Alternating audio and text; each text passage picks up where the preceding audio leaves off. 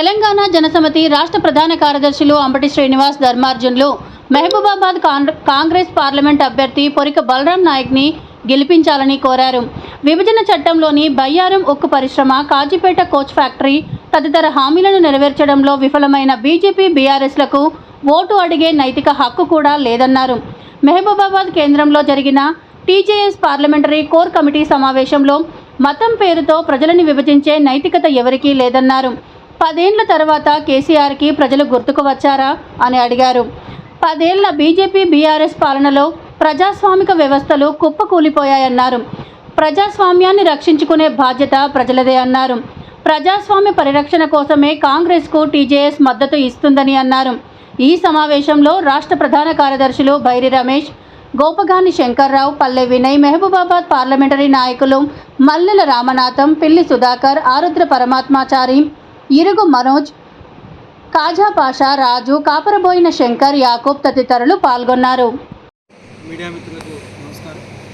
ఈరోజు రేపు జరగబోయేటువంటి పార్లమెంట్ ఎన్నికలకు సంబంధించి తెలంగాణ జనసమితి మహబూబాబాద్ పార్లమెంట్ నియోజకవర్గ సమన్వయ కమిటీ సమావేశాన్ని ఏర్పాటు చేయడం జరిగింది.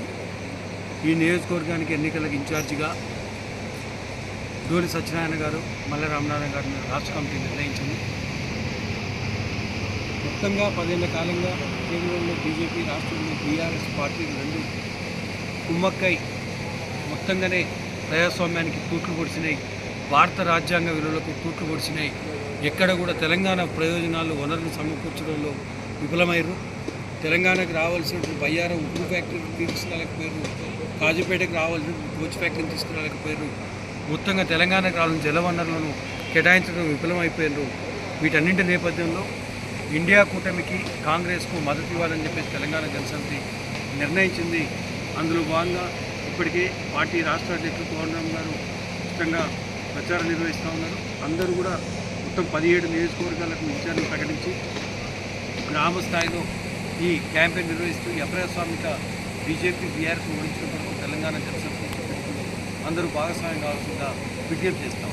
మహబూబాబాద్ పార్లమెంటు కాన్స్టిట్యూన్సీ సంబంధించి బలరాం నాయక్ గారిని అత్యధిక మేరకు గెలిపించిన కొరకు ఇప్పటికే మాకున్నటువంటి కమిటీలన్నీ అన్ని అసెంబ్లీ సెగ్మెంట్లలో తీవ్రంగా కృషి చేస్తూ ఉన్నాయి.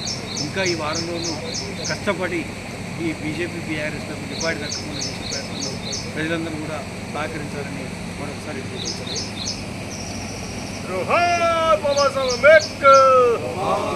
కాపాడుకుందాం భారత రాజ్యాంగాన్ని, ఖబర్దార్ మన్వాదుల్లారా, ఖబర్దార్ మన్వాదుల్లారా. ఇక్కడే చెప్తున్నా, మీరు ఏమన్నా